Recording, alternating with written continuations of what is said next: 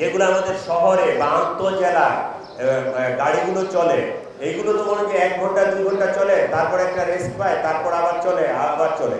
এই গাড়িগুলোই যখন মনে করেন যে ওই দিনাজপুর যাচ্ছে, পঞ্চগড় যাচ্ছে, তার 10 ঘন্টা 12 ঘন্টা, ওই 3-4 ঘন্টা যাওয়ার পরে ইঞ্জিন সিজ হচ্ছে, গাড়িটা রাস্তায় বিকল হয়ে যাচ্ছে, একটা ব্রিজের উপর এটা থেমে যাচ্ছে, তখনই কিন্তু বিরাট একটা ট্রেন সৃষ্টি হবে। 1, 2 হচ্ছে ওই গাড়িতে যে যাত্রীগুলো যাচ্ছে, এই যাত্রীগুলো কিন্তু ওই রাস্তার মাঝখানে দাঁড়ায় গেল রোজা রমজানের দিন, সে কিন্তু অন্য আর গাড়িও পাবে না, যেতেও পারবে না, একটা ভোগান্তির শিকার হবে। এই ড্রাইভার বা এই যারা হেল্পার ছিল, ওরাও কিন্তু এটা বুঝতে পারে না বা জানতে পারে না যে আমার এটা আন্তঃজেলার গাড়ি, আগে 2 ঘন্টা চলছে, এইটা যখন আমি টানা 10 ঘন্টা চালাবো, আমার এই ইঞ্জিনের সেই ক্যাপাসিটি আছে কিনা, সেই পরিমাণ লোড নিতে পারে কিনা, এই সময় এই কাজটা করে। এই জিনিসটা যেন না হয়, অতি পুরাতন গাড়ি যেন আমরা রাস্তায় না নামাই, 1 নম্বর। 2 নম্বর হচ্ছে রাস্তায় যদি অযথা আমরা পাড়াপাড়ি করি, একজন আরেকজনকে ওভারটেক করি, অনেক সময় অ্যাক্সিডেন্ট হয়, দুর্ঘটনা হয়।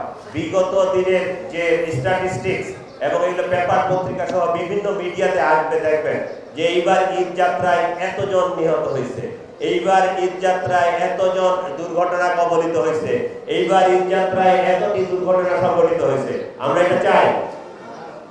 আমার 5 মিনিট 10 মিনিট পরে গেলে সমস্যা কি? আমরা অযথা কেন ওভারটেকিং করতে যাব? অযথা কেন একটা আনহেলদি কম্পিটিশনের মধ্যে রাস্তায় নামবো?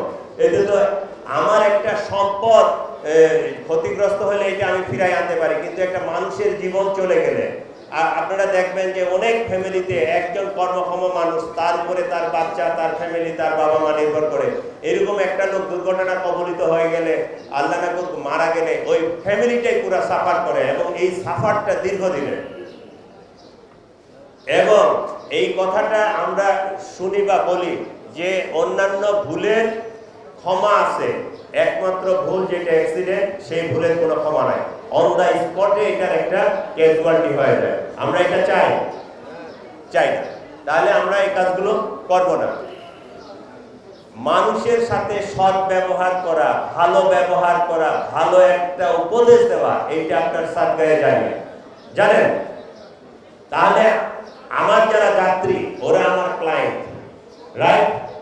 আমি বাস মালিক বা বাসের ড্রাইভার বা হেল্পার যেই হই না কেন, ওই কাস্টমারের যে ভাড়াটা হচ্ছে, ওইখান থেকে মালিক কিন্তু আমাকে বেতন দেয়। মালিক কিন্তু তার ব্যাংকের গচ্ছিত টাকা থেকে আমাকে বেতন দিবে না, বেতন দিবে এই যে যারা যাত্রী, তাদের যে ভাড়ার টাকা, সেখান থেকে সে লোনের টাকাটা পরিশোধ করতেছে, তার স্টাফ চালাচ্ছে, অফিস চালাচ্ছে, তার সবার বেতন ভাতা হচ্ছে, এরা কিন্তু আমার ক্লায়েন্ট। তাই আমি বাসের ড্রাইভার, হেল্পার, কন্ট্রাক্টর বা মালিক যে কেউ হয়, এই ক্লায়েন্টের সাথে আমার খারাপ ব্যবহার করা যাবে?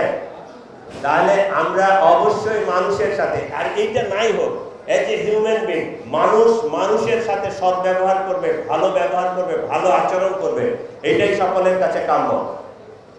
ঠিক আছে? আমরা করব ইনশাআল্লাহ।